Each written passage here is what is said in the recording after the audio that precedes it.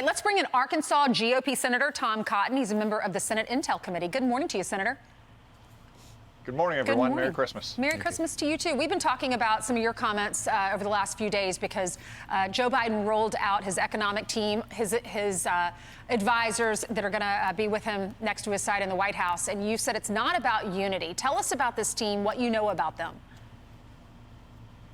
Well, it's about higher taxes and more regulation and an economy that's going to be stuck in neutral. Joe Biden is nominating or appointing several of the people who helped him and Barack Obama, starting in 2009, preside over an economy that remained stuck in neutral, that didn't create the kind of jobs and the kind of higher wages that working class Americans have seen under the Trump administration before this pandemic knocked the economy on its back. That's one reason why it's so disappointing to see him continue to roll out these far left nominees that belie the points he's made since the election, that he wants to govern in a sense of unity or from the middle. What he's going to do is govern from the far left, and that's going to be bad for working Americans. Senator, there's a couple of people there that stand out. Nora Tandon talked about how she Near, I should say, how she had food stamps growing up. Her family hit hard times, talked about the need for social programs, so you know where she stands. Also, you find out, too, that she's very busy deleting a lot of her negative comments, some of which were at Joe Biden in particular, and many of them at Republicans. She did a lot of tweeting. And when you look at Janet Yellen, even though Wall Street likes her, she is very critical of the president's tax cuts, right?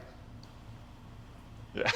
Well, the problem with Neera Tanden is not so much her tweets, it's her radical liberal ideas. Neera Tanden has no chance of being confirmed. This is a woman who wants Congress to hold up coronavirus relief for the American people so we can give checks to illegal immigrants. There is no chance Neera Tanden's going to be confirmed. She might as well step aside, or Joe Biden might as well withdraw her and go back to the drawing board. Janet Yellen, again, helped preside over a low-growth, stagnant economy that didn't create the kind of jobs and wages that working-class Americans need.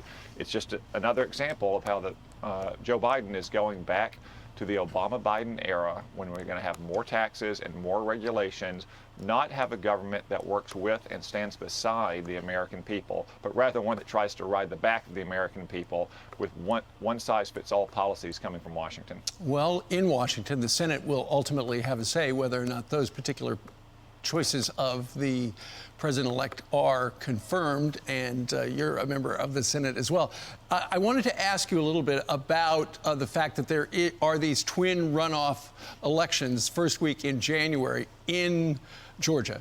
Essentially, the balance of power for the U.S. Senate hanging in the balance. Brad Parscale, who had been the president's campaign manager until he was removed from his job a couple of months ago, observed this last night with Martha McCallum on what the role the president should play in the state of Georgia, where he will appear on Saturday. Listen to this, Senator. What role do you think the president should play in Georgia? He's the leader of this party.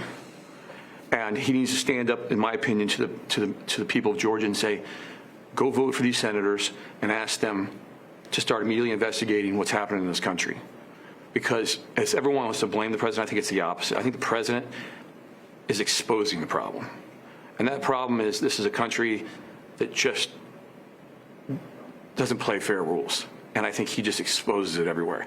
And I didn't know how much until I joined this, how much all those things are out. But, like, it's just, sometimes it's a dirty world. Senator, what do you think about his observation? Yeah, the president is going to be in Georgia this Saturday to campaign for David Perdue and Kelly Loeffler. It's an all-hands-on-deck situation, starting with the president, heading on down. You know, Vice President Pence is going to go on Friday.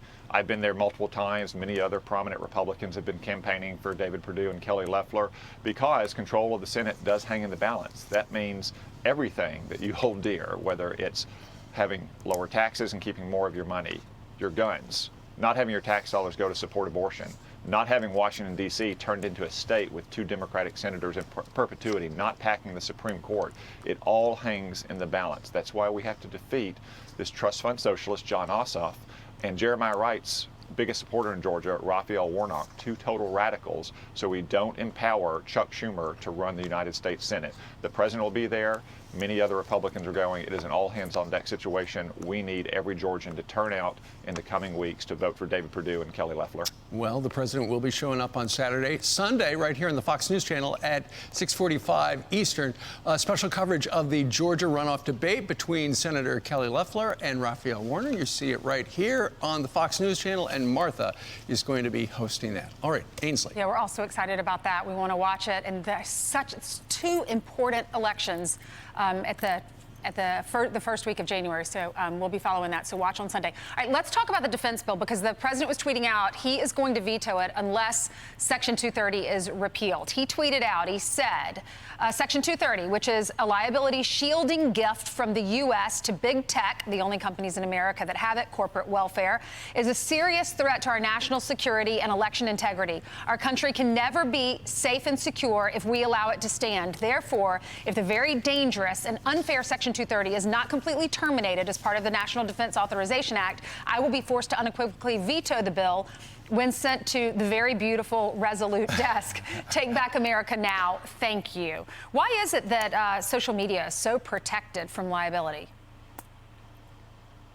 Well, there shouldn't be, Ainsley. Section 230 dates back to the very dawn of the internet in the 1990s, when these companies were very small, very fragile startups, and we wanted to establish America as the world leader in the internet. That's not the case now. Some of these companies are the biggest and most powerful corporations in the history of the world.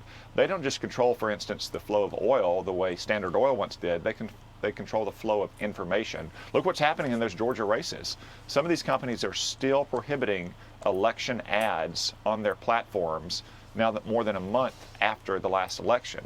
That's in part because they don't want Republicans reaching people across the state of Georgia. That's why we need to get rid of Section 230.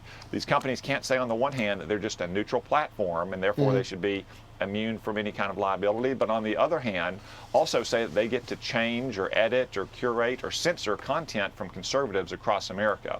We can't allow that, and we shouldn't allow it. Well, but right now the Republicans are in action. 1.5 million voter contacts a week. They're going to spend up to 20 million. You've been down there. The president's going. Vice president's going again. 500 plus paid staffers, thousands of volunteers. But you got to get to the bottom of what Reverend Warnock is doing. Evidently, getting ballots from people, soliciting ballots from people in New York to vote in Georgia. That doesn't usually work. Real quick, when it comes to the President of the United States going down there, what kind of impact will he make? What should his message be?